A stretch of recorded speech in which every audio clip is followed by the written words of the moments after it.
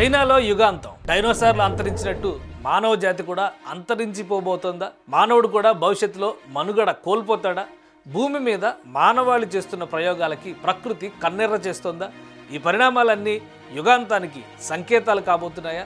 ఈ పరిస్థితుల కారణంగా అతి త్వరలో ప్రపంచం అంతం కానుందా అన్న ప్రశ్నలు తలెత్తుతున్నాయి. ప్రళయ తాండవం చేస్తున్న ప్రకృతి వైపరీత్యాలకు మానవుడు తట్టుకునే పరిస్థితి ఇక లేదా?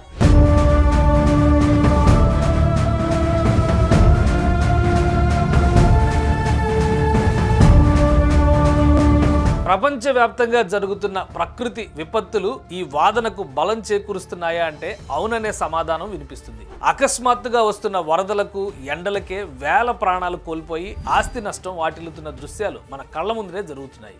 ఇప్పుడు చైనాలో సంభవిస్తున్న ప్రకృతి వైపరీత్యాలు చూస్తుంటే మానవాళికి ముప్పు పొంచి ఉందని చాలా స్పష్టంగా తెలుస్తుంది.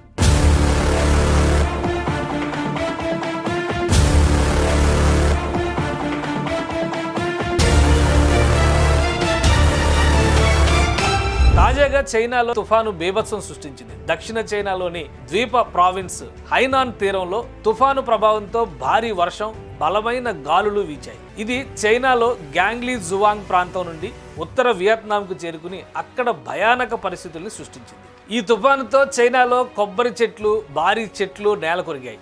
ఎక్కడికక్కడ బిల్ బోర్డులు పడిపోయాయి. వాహనాలు బోల్తా కొట్టాయి. ఈ తుఫాను చైనా, వియత్నాం ప్రజల్ని గడగడలాడించింది.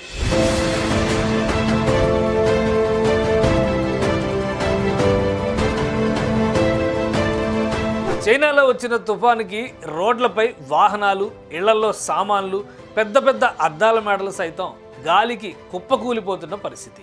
సాధారణ తుఫాను వస్తేనే ఇళ్ల పైకప్పులు, వస్తువులు, వాహనాలు వంటివి చెల్లాచెదురైపోతుంటాయి. అలాంటిది 240 నుండి 250 కిలోమీటర్ల వేగంతో పరిస్థితిని అధ్వాన్నంగా మార్చేసింది.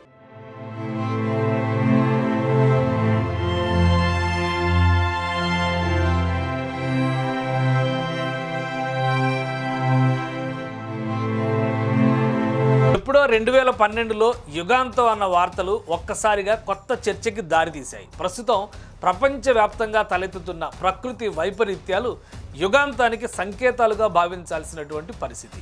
మానవులు చేస్తున్న తప్పిదాలకి ప్రకృతి కన్నెర్ర చేసిందా అన్న సందేహాలు తెరపైకి వస్తున్నాయి. కరోనా వంటి భయానక పరిస్థితుల నుండి పూర్తిగా కోలుకోకముందే మంకీపాక్స్, ఈ వైరస్ ప్రపంచవ్యాప్తంగా ప్రకృతి వైపరీత్యాలు భయాందోళనలకు గురి చేస్తున్నాయి. ప్రకృతి ప్రకోపానికి కారణాలు తెలియక శాస్త్రవేత్తలు సైతం తలలు పట్టుకుంటున్న పరిస్థితి. చైనాలో బేభత్సం సృష్టించిన ఈ తుఫాను ఇప్పుడు వియత్నాంని అతలాకుతలం చేసింది. సెప్టెంబర్ 7న ఉత్తర వియత్నాంలో ఈ తుఫాన్ ల్యాండ్ ఫాల్ అయింది. ఇది చైనాలోని దక్షిణ హైనాన్ ద్వీపాన్ని తుడిచిపెట్టేసింది. 10 మిలియన్ల పైగా ప్రజలు నివసించే హైనాన్లో ఈ పెను తుఫాను వేలాది చెట్లని నేలకూల్చగా రోడ్లని వరదలు ముంచెత్తాయి.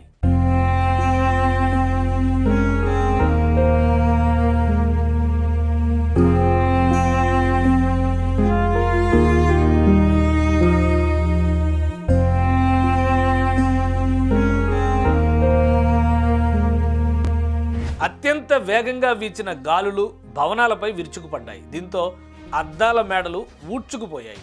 బయట ఉన్న వాహనాలు, జంతువులు, ఇతర వస్తువులు గాలి వేగానికి చెల్లాచెదిరైపోవడం గమనార్హం. వాతావరణ మార్పులతో ముడిపడి పెరుగుతున్న సముద్ర ఉష్ణోగ్రతల కారణంగా టైఫూన్లు బలంగా మారుతున్నాయని శాస్త్రవేత్తలు హెచ్చరిస్తున్నారు. గత వారం టైఫూన్ షన్షాన్ నైరుతి జపాన్ని దెబ్బతీసింది. ఇది దశాబ్దాల్లో దేశాన్ని తాకిన అత్యంత తీవ్రమైన తుఫాను. ఈ తుఫాను ముప్పు ఇంకా ఉందని చెబుతున్నారు. 1949 నుంచి ఇప్పటి వరకు 106 తుఫాన్లు సంభవించాయి. అయితే వీటిలో 9 మాత్రమే సూపర్ టైఫూన్లుగా చెబుతున్నారు చైనా వాతావరణ శాఖ అధికారులు. టెక్నాలజీ, ఇన్ఫ్రాస్ట్రక్చర్లో ముందంజలో ఉండే చైనా పరిస్థితి ఇలా ఉంటే ఇతర దేశాల పరిస్థితి ఏంటనే ఆందోళన ప్రజల్ని హడలెత్తిస్తోంది.